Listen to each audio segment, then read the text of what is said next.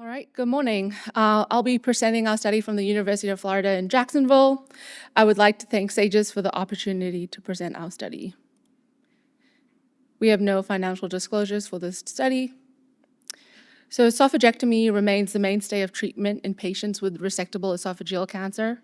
However, postoperative morbidity and complications significantly affect patient recovery. The presence of arterial vessel calcification often precedes the development of clinically significant atherosclerosis. Calcifications can be detected on preoperative CT imaging in these patients. Recently, arterial calcifications have been proposed as a novel factor associated with postoperative complications. Therefore, the aim of this study was to determine the relationship between preoperative arterial calcifications on CT imaging and adverse postoperative outcomes in patients undergoing an Ivor esophagectomy. This was a single-center retrospective review of Ivor esophagectomies from 2013 to 2018. Preoperative CT imaging was reviewed, and arterial calcifications were graded as absent, minor, or major in various locations. The primary outcomes included major adverse events defined by the Clavien-Dindo classification of grades 3B to 5 and 90-day events of readmissions, reoperations, and mortality. A univariable analysis was performed to determine significant associations between calcifications and outcomes of major complications and 90-day events. A subgroup analysis was also performed to determine if there was any associations between calcifications and an anastomotic leak. These significant factors were then incorporated into a multivariable logistic regression model to determine independent risk factors for postoperative outcomes.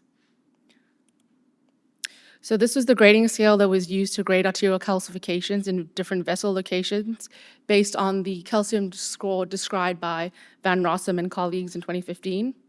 So for example, coronary arteries were graded as minor if they had multiple foci or one calcification extending over 2 slices. And then a major coronary artery calcification was graded as a calcification covering a large segment of the actual coronary branch.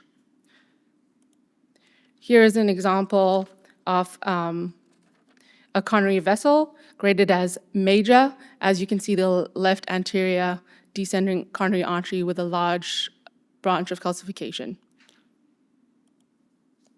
Here's an example of calcifications in the common iliac artery. This was also graded as a score 2 as major. So a total of 100 consecutive patients underwent an Ivor esophagectomy from September 2013 to June 2018 by a single surgeon. 79% of these patients were male and 90% were Caucasian with a median age of 68 years old. Preoperatively, 85% of these patients were graded as ASA class 3. Not unexpectedly, 81% of patients were former or current tobacco users, and 19 patients had diagnosed known coronary artery disease. Of the 100 patients, 94 had accessible preoperative CT imaging. Here we see the spread of calcifications in each major artery. Of note, coronary artery calcifications were present in 82 patients, and 49 were classified as major. Other frequent locations of calcifications included the abdominal aorta, with 82 patients having calcifications and 65 being major. The celiac axis had calcifications in 60 patients, and 40 were major. 18 patients in our cohort experienced major complications graded by the Clavien-Dindo scale during their hospital admission. Our leak rate was low at 2%, and only one patient experienced graft necrosis.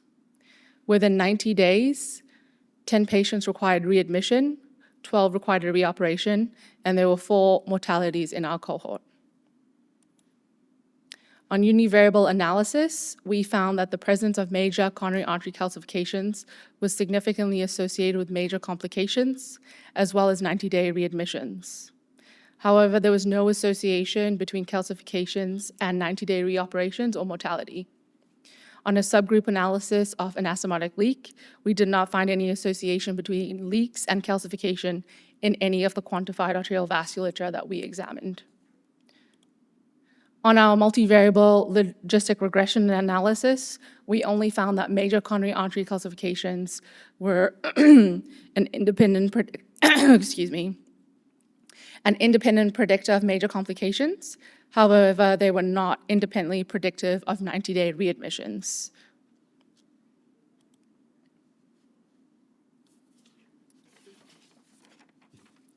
So in conclusion, our study demonstrated that preoperative coronary artery calcifications increase the risk of postoperative complications, as they may serve as a surrogate for overall health. There is a significant, significant association suggests that coronary artery calcifications could be a useful tool in the preoperative risk stratification of these patients. While the study did have its limitations, such as the retrospective design and small number of events that did occur, it does have a role and needs further research in exploration in larger cohort studies, possibly to refine the grading system and further explore the clinical implications of these calcifications. Thank you.